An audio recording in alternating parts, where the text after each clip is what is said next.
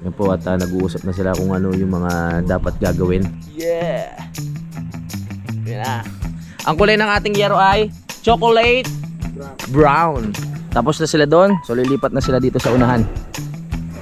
Yung mga Spider-Man, no? Kakasa na. Wow!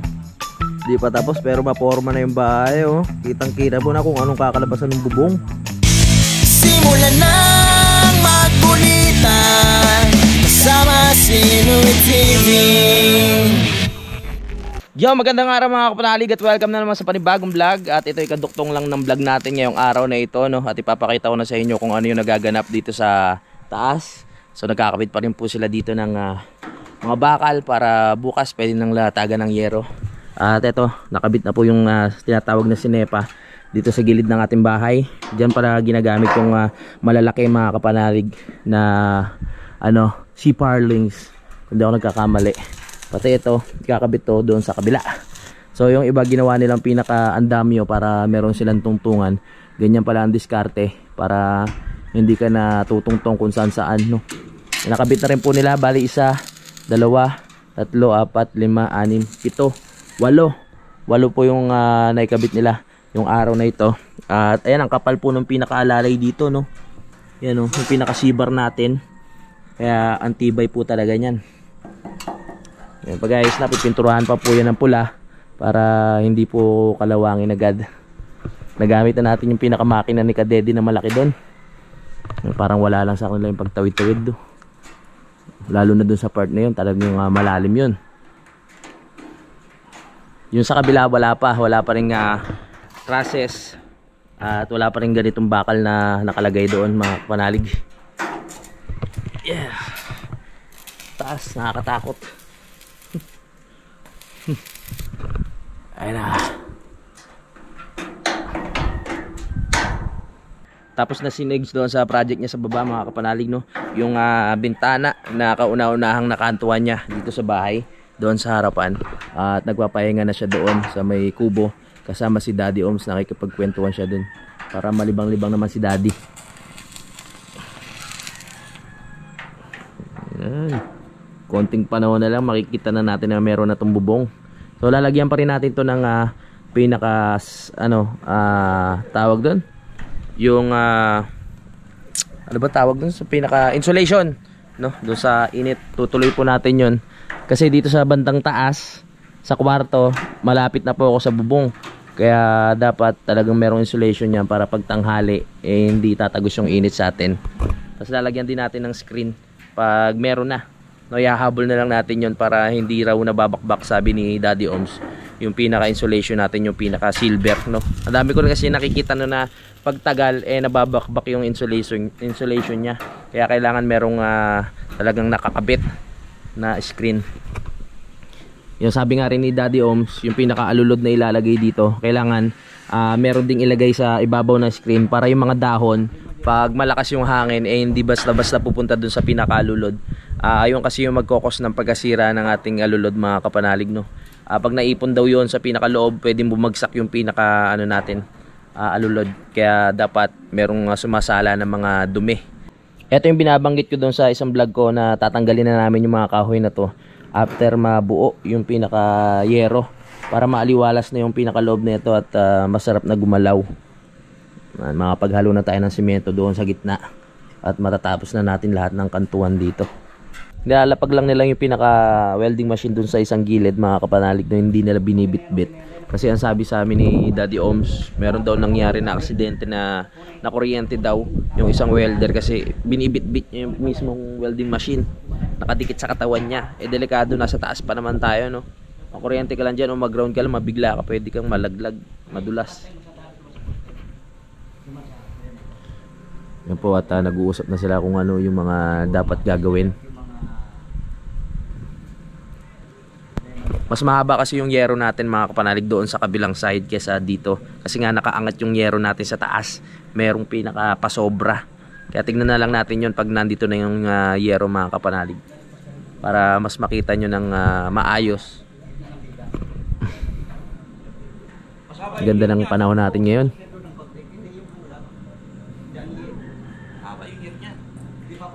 Grabe si kuya, parang wala lang, patayo-tayo lang dun. Ang ano dun sa side na yun, ang taas. Di ba nakakatayo-tayo tayo kahit konti. Pero yung tuhod ko, wala talaga, hindi kinakaya. Upo lang tayo, upo para mas safe. Medyo kinakabahan ako kasi may experience na ako na pag humawak ako sa mga nagwe-welding, yung mga bakal na wine-welding nila yung may ground, katulad nung nangyari sa amin ni Kadede nung sa kabila kila Rubilin, yung kubo nila doon. Nagwe-welding kami, nakahawak ako, bigla ako nag-ground. Bigla ako napabitaw eh. Yeah. Yun na. Kita nyo, ang light na kasi nung hawakan ng GoPro natin, nasira na yung ano eh, yung pinakamahaba, kaya hindi natin ganong makikita ng buo. Bumaba muna tayo dito. Baka makaistorbo tayo dun sa taas eh. Hindi rin naman tayo makalayo. Isang pwesto lang yung nagagalawan natin dun.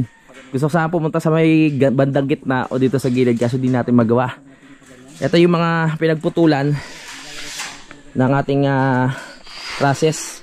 Yan po, galing dito.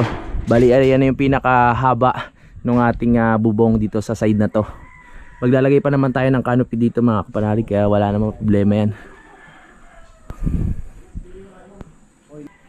Yan o, may forma na. Ang ganda na. Wala pa ang bubong eh, maganda na agad eh no. Pogi na yun. Oh, konting panahon na lang yan. Tay! Tara na! Na naman? Radya na. Ay naku po. Ay, hindi nakapag ano. Nandito sa ang Tatay Cesar. Ay, nakita nila ngayon ang pagkakabit. Ayan, sila na yung magkakabit, Tay. Ano rin pakyawan? Oo. Ibubong. Bukas na rin dadating yung yero. Ano estimate mo yung water stainless? Stainless po. Ano yan, Tol? Ganun na siguro yung iyo. Talagyan ng damit? Dito si Tatay. Ito, bumili si Utol ng ano, ng roller brush. Tsaka ito yung ano, yung pang tawag dito, cutting disc. Kasi bumili si ano eh, si Kadede ng roller brush. Tignan nyo ha, napakalaki. Ano Tay? Nahirap pa kayo may magpintura. Oo nga, ito sakto lang. Pwedeng ano, bumili na rin ng bala. Bala lang pala ang binili. Kasi meron ng pinakahawakan. Nandito ang ating foreman. Nandito si Tatay. At pinabisita natin yung trabaho ng ating mason na si Negs. Kung ayos ba ang kapal ng kanyang ginawa. Tanong natin. Tay! Sino? Mason. Hoy, tawag ka mason! Pag sasabihan ka ata. Oh. Ha? Kanina nandito, umuwi lang. At ano Tay? Okay ba yung ginawa ni Negs? Nasa eskwela ba rin? Nasa eskwela raw ba yun? Ha? Eskwela ko. Hindi ka tiring eskwela eh. Pwede na Tay, pasado na ba? Kailangan patulisin.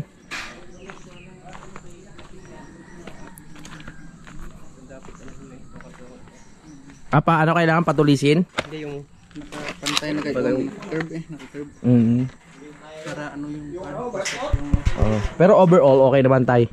makapantay no dahil kuan yung lugar ni Kadidit ng inyong unag Tay. Kung ano lang abutin sobrang ano Tay, bukol doon pag ano. Kaya yun na lang sabi niya. Ayos lang makapal para matibay. Okay lang makapal simento. Ano lang yan, makapal simento, ninipis naman yung wallet. Ang daming simentong makukuha. Dapat makonsib mo na eskwela itong kanto. Oo, para pag kinabit, ganun ba na yun? Wala nga Tay, yung isa lang doon katiri. Ngayon ko lang katinapos o kahapon. Hindi mo na eskwela.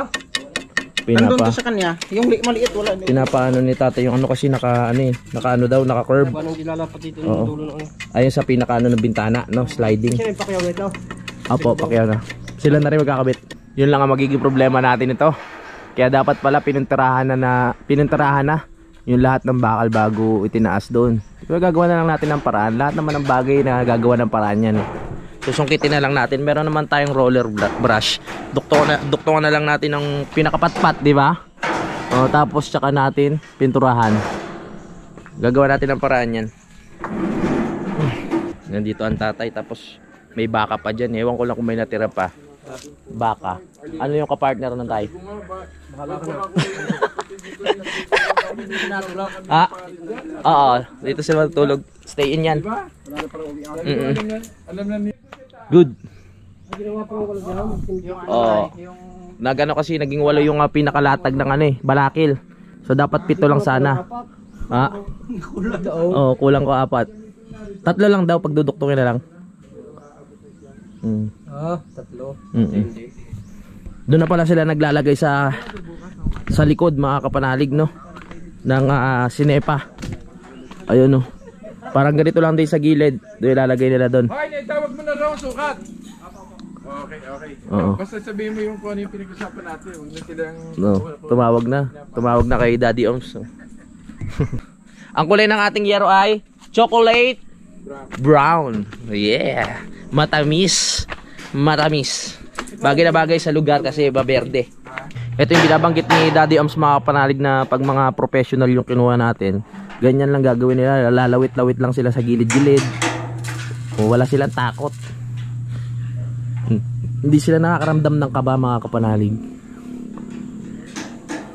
Ang ganda na, may sinepa na, oh. Formang-forma. Ayan ang isa sa nagpapaganda kasi ng forma ng bubong, yung mga ganyan sa gilid. 'Di ba? Para natatago yung mga trusses niya. Tapos diyan ilalapat yung pinakaalunod.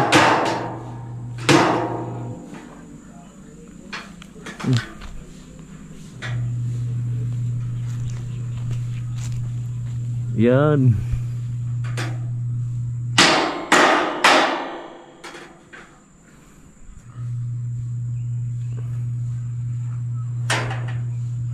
Lalawit-lawit lang sila dyan, no? Tibay ni kuya, wala man lang salamin, no? Walang protection sa mata. Siguro mga robot tong mga to. Sa tagal na nilang trabaho yan, sanay na. Tol, kaya may mga lawit-lawit na yan. Kaya mo naman, kaso sobrang kabado. Hindi na siguro kayanin. Hindi na kayanin? Nanginig na ito. Oo. Gilid na yung sa kanila, no? Pero siguro, mga isang linggo siguro puro ganyan trabaho. Oo, masasanay na. Habang busy po yung mga nagkakabit ng bubong natin, pinaghahanda po natin sila ng masarap na dinner. Di ba? Para naman ano? Baka daw. Baka daw. Baka. Alright. Baka kalabaw. Kuya, merienda muna kayo. Pameriendahin muna natin sila, kuya. Wala daw tingnan pag may sanipan. Layo tayo sa kuwan. Iba, Sa panaderia kayo wala tayong sino kayo pupisto dyan bukas? Na? Iba talaga pag may sinepa, no? Sino kayo pupisto magpintura dyan? Ako, kaabot ko yan. Lalawit lang ako, gaganong ko ka lang yan, no? Hindi naman ako malalain, eh. Lalawit ko lang yung ulo ko. Hindi ganyan ang pan mo kanina. Nakaupo lang ako, nakahawak pa. Tingnan mo ginagawa nila, oh. Alam na nila yung diskarte. Oo. Yung pinapatungan nila, hindi pa yan naka-pex. Tingnan mo. Oo nga. Oo nga, pag nadulas yun, no? Hindi na kasi nakokontrol nila ang gravity. Kaya hindi, pag nalaglag sila, dahan-dahan lang. Oo. Yun ba yun? Oo, ganun yun. Dahan-dahan lang talaga yan. Ayaw mong ganyan lakad. Ayoko. Ayaw ka rin na pangalit. Grabe pag naglakad si kuya, hindi mo nakita. Para lang ano, wala lang. Parang nasa Luneta Park lang. Hindi ko alam kung ito na ba yung haba ng pinakabubong natin dito o puputulan pa nila, eh. Pero sa tingin ko, ayan, eh. Kasi ayun yung haba ng sinepa, eh. Yan na yan. Oo. Yan, mamaya makikita natin. Pag kinabit yung sinepa dito sa pinakaharap ng bahay, ang ganda niyang tignan. Oh. Lalo na syempre, pag kompleto na, pag may bubong na rin doon sa kabila, mas ma-appreciate natin, mga kapanalig, yung pinaka-style ng bahay. Yan po. Ang bahay na walang plano, pero nabuo ng maayos. Hindi pa naman siya buo. Mabubuo pa lang. Pero nakikita na natin yung forma niya. Mali pala yung sinabi kong walang plano kasi plinano namin yan, eh. Kumbaga wala lang mismong pinaka mga nag-drawing, di ba? Walang mga architect, engineer. Kami lang nag-isip, pero maganda naman ang kinalabasan. Kaya ayun. Nakakatuwa naman. Update ko lang kayo dito sa taniman ni Utol, no? Natutuwa kasi ako eh. Nakapag-harvest na sila dyan kanina. At nailuto na namin, naihalo namin sa nilagang baka. Yan, ito yung mga ibang tanim na meron na ring usbong. Kaya pwede na ilipat yan. Siyempre, ang ating walang kasawa-sawang sili, no? Ang sipag tumubo, di ba? Pag pinitas mo siya, kinabukasan mo yung makikita ka na namang panibago. At ito yung mga kanyang bagong tanim dito, nakapanalig. Ayan, no? May mga nabuhay na, sumisilip na sa kanilang mga pinagbaunan na lupa. Pwede na rin mailipat yan. No, meron din dito yung kalabasa, mga kapanalig. Ganyan ang itsura ng ang pinakadahon ng kalabasa. Pwede na rin ilipat yan para ma-harvest na natin pagdating ng panahon. Galing ni Utol magtanim. Green thumb, thumbs up. Sa ngayon, dito muna tayo sa bandang baba, pero mas sinisikap ko na makalapit doon, mga kapanalig, para makita nyo yung kinakabit nilang sinepa. Ayan. Kinakabitan na nila. At malapit na rin matapos. Di tayo makaakyat dun eh. Wala nang magandang tungtungan dito sa part na to. Pag doon naman tayo umakyat sa hagdan doon sa may gilid, hindi naman tayo makakalayo tulad ng sinasabi ko. Kaya dito na lang tayo sa gilid. Ayan, tanawin natin. Diba? That's all. Nandito tayo sa bandang kusina. Baba na tayo. Pinakita ko lang sa inyo. Yeah. Aray ko po. Ayan o. Yung pinakasinepa nila. Sinepa ko pala. Pinagpawisan ako dun. Makit na ako saglit. Lapit naman kompleto yan. Konting kemot lang. Tapos na sila doon. So lilipat na sila dito sa unahan. Makikita na natin kung paano. Dito mas madali natin makikita kaysa doon sa likod. Ayan. Labadami kami. Talaga nilaban namin yung kumot para magamit. Hindi amoy tokmol. Tapos yung spot din dito sa pinakakuan. Hindi pa, Noy. Abad mo pa. Yan. Spot. Spot muna. Agmuha lang sila ng pinakatungtungan. Ano pong sukat kaya? Dito 110 yung dito. 110, 1.17 yata ho yun dito. Tapos ganoon din po yung kabila. Tapos yung dito lang po tayo nag 1 meter. Yung dito lang. Okay. Yan na. Pag meriendahin muna natin sila kasi nakakapagod trabaho nila sa taas. Nakaka-high blood. Chef Noy, narinig ko yung mga ginagayat mo dyan. Grabe ah. Pang malakasan yan. Ano yung niluto mo? Baka kalabaw. Baka. Halo rin sa baka to? Ang sarap. Sige. Tingnan na natin mamaya. Ayun, hindi ko magluto. Masarap yan. Ayos na ayos yan para mamaya malamig. Pero hindi ganong malamig ngayon, no? Kung parang walang hangin sa mga oras na to. Ngayong araw na to, I mean. May time na malakas ang hangin. May time naman na wala talaga. Pero mamayang gabi yan. Kahit anong mangyari, malamig pa rin talaga. Tapos sisindihan natin yung ilaw doon sa puno. Tapos, vlog mo yun eh. Hintayin natin sa ano mo. Kung paano natin papailawin. Hintayin nyo na sa vlog ni Utol, mga kapanalig, kung paano papailawin yung parol na binigay ni... May bagong parol. Anong bagay sa bagong parol? Dahil maliwanag na maagang Pasko sa kwan, dapat let's celebrate. Yes, kailangan yun. Oo, siyempre kailangan yun. Party. Kailangan doon pag may party? Alak. Alak. Kala mo mag-ano pa ako ba? Hindi pa pwede ka sa laang.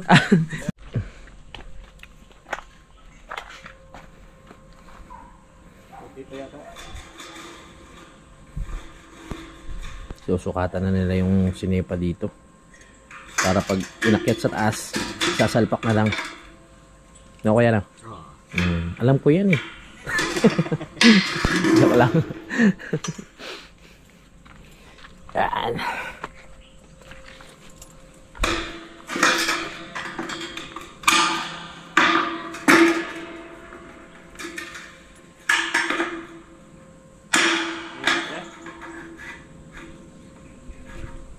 O, kompleto na yan.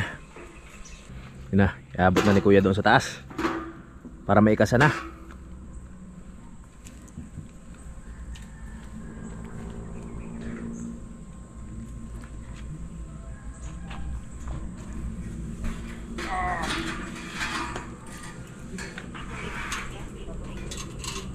Hindi mo na daling grinder. Okay na.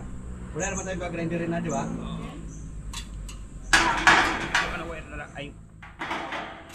Yung mga Spider-Man, no? Kakasa na. Lalo nang magkakaporma. Grabe yung porma. Pwesto ni kuya doon. Ingat!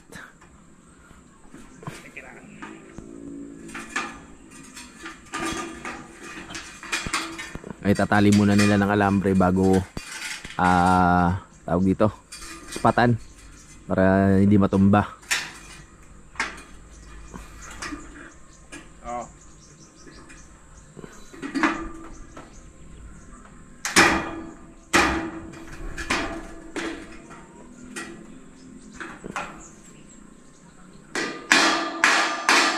Usog pa rin ba? Ha? Usog to pa ba eh? No. Usog pa baba? Ano? Usog to pa baba? Bakit? Baliktad yata.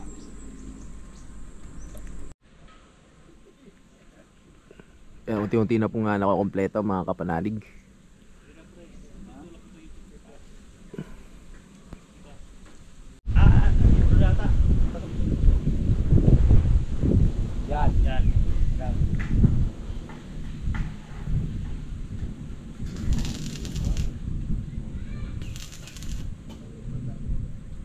Nadali. Batang bata. Yan.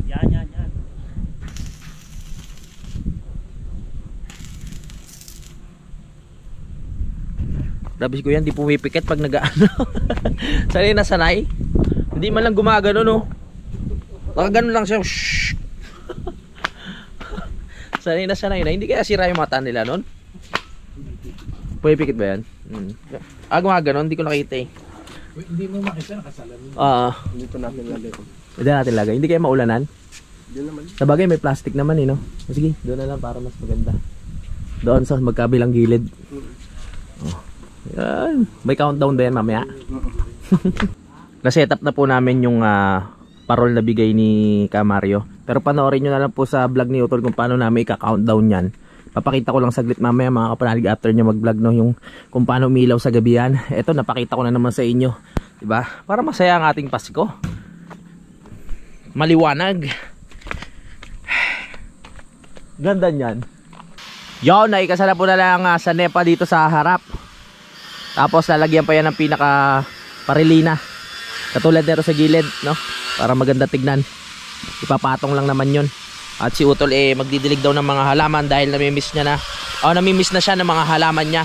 Dahil matagal siya nawala. Uy, dudulas pa ako. Formal agad eh, no? Wala pa yan dito sa kabila. Paano pa kaya kung meron na yan? Nagkita-kita na natin. Ang ganda ng bahay. Pinagmamasdan ko yung bahay na unti-unting nakukumpleto mga kapanalig, no? Parang hindi ako makapaniwala na itong bahay na to at lugar na to akin. Parang parang nabibigla ako, no? Yung mga tipong yung batang lumaki na kung saan lang napapadpad, yung ganun, yung walang direksyon yung buhay, di ba? Sa dami na nangyari sa akin noon, ayun, parang nagugulat ako na eto, ang dami kong achievements, di ba? Nagkaroon ako ng lupa, bahay. Parang ang sarap lang titigan, no? Ang sarap sa pakiramdam. At alam kong matatapos ko to. Talagang sipag lang ang kailangan. Kakatuwa lang. Hindi naman masamang maging proud sa sarili mo sa mga naabot mo, 'di ba? Sa mga nararating mo o nakukuha mo. Wow. Di pa tapos pero maporma na yung bahay, oh. Kitang-kita mo na kung anong kakalabasan ng bubong. Bagay na pala yung dun eh, oh. Yung Starlink. Pero ilalagay pa natin yan sa mismong gitna para mas malalakas yung sagap ng tawag dito, internet mga kapanalig. Magkakabubong na.